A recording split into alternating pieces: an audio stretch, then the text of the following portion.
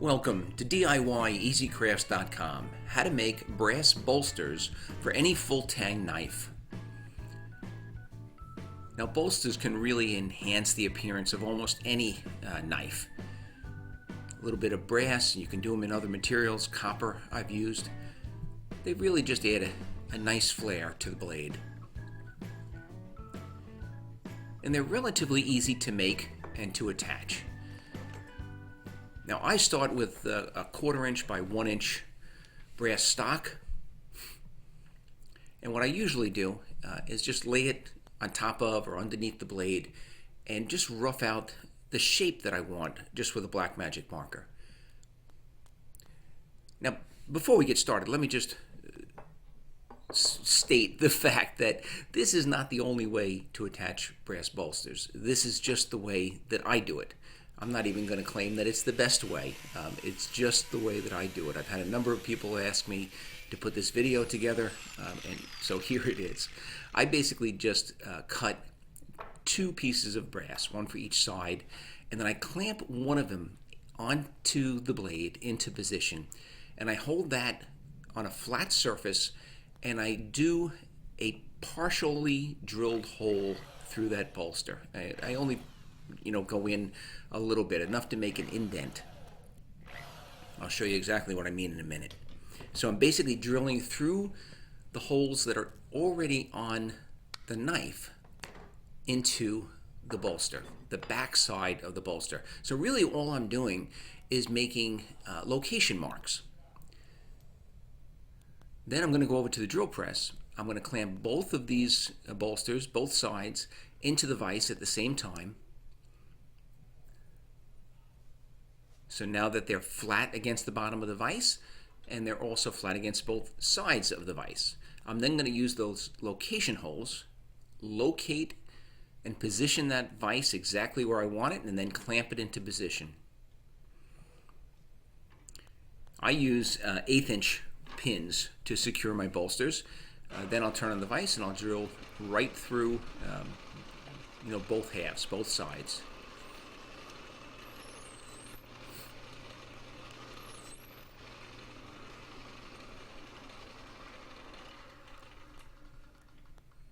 And then I'm basically just going to repeat the same process for the second hole.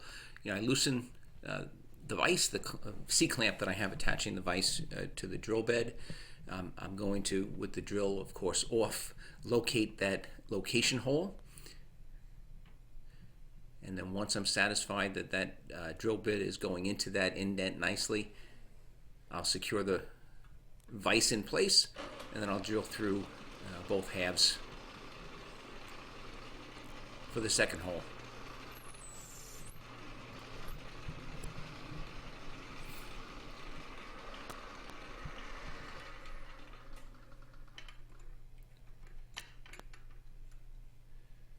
And what you end up with is 2 pieces of brass that have identical holes, hopefully in alignment with the holes that were pre-drilled through the knife handle before hardening.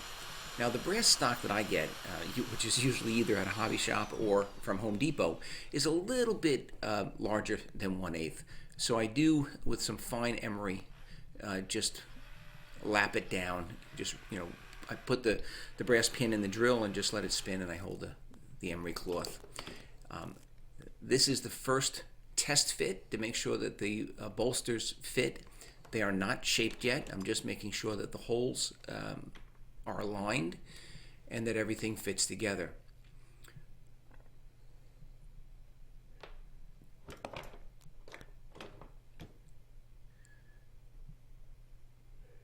I'm just going to mark with a black magic marker, the basic shape. I don't bring these into size until after they're secured to the blade, but I can rough them down a little bit. I do want to leave them a little bit oversized, and I'm going to start playing with the shape on the front of the bolster, where I want that to end up with. This, at this point, is very rough, just a general idea. Then with an angle grinder and a flap sanding wheel, I can start working on shaping, especially the front edge of the bolster. The top and bottom I can actually shape on a belt sander. Goes a little bit faster. But the curves, the flap sanding wheel and an angle grinder work really nicely. Or after you're done with the rough grinding with the angle grinder, you can move over to a Dremel grinder with one of these drum sanding wheels on it. And that does a nice job for really smoothing out all of the rough edges. Now, one of the most important parts of this whole process is that back edge, the edge that's going to mount against the scales or the handles of the knife. We haven't tampered with that at all. That's 100% flat and at a 90-degree angle to both flats. We're only really grinding the top, the bottom, and the front of each side of the bolster. So another test fit, starting to look at the shape.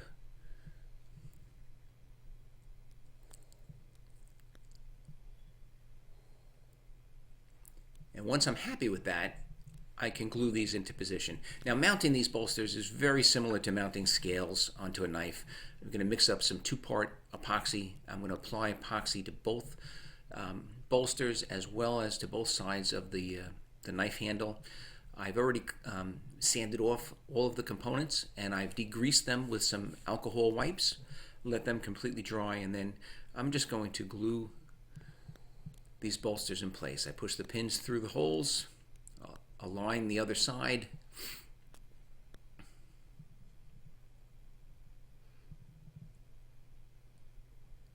and sometimes if they don't, if those pins don't go in super easily, you can use a pair of pliers or a vice grip.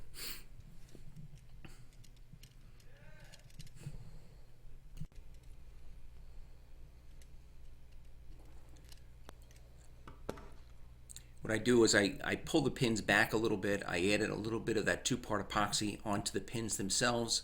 I had already done the tips, the other end, or the forward end of the pins earlier. And this way, those pins really get glued into place also.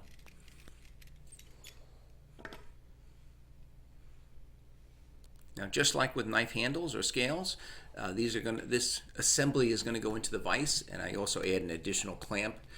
And then I let that sit and cure, usually overnight. You probably don't have to wait that long, but it's just the way that I do it.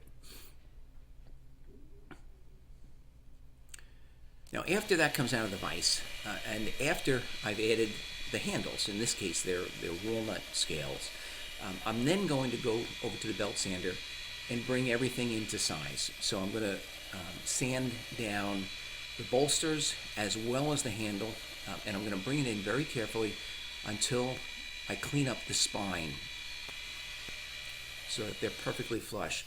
For the inside curves, I'm using that flap sanding wheel on the angle grinder, and at times I'll also go back to the Dremel grinder. And again, I'm bringing in that outline of the bolster and the knife handle and the scales all at the same time, so that everything's going to be kind of uniform and everything's going to be even. As far as grinding down the pins that are protruding from not only the handles but also from the bolsters, it doesn't matter. You can do that on a belt sander. You can do it with the flap sanding wheel on the angle grinder.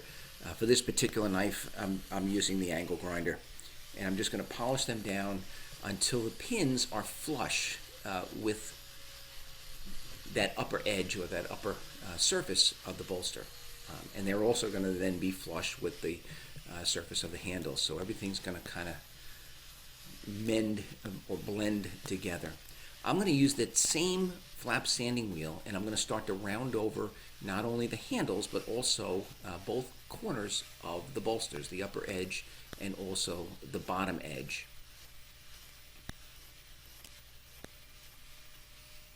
And I just use this angle grinder just for the kind of the rough shaping. After this, I'll go to a oscillating sander, and usually I start with a number 80, and then I go sand it to a 220 or so.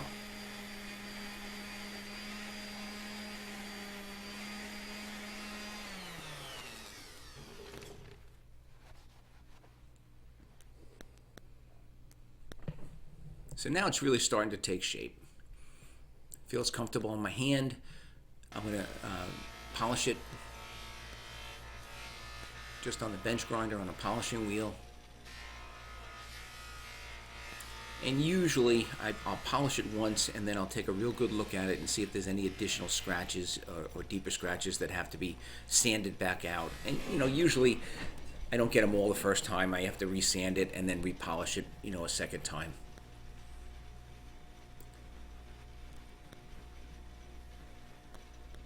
But that's basically what it looks like after the first polish.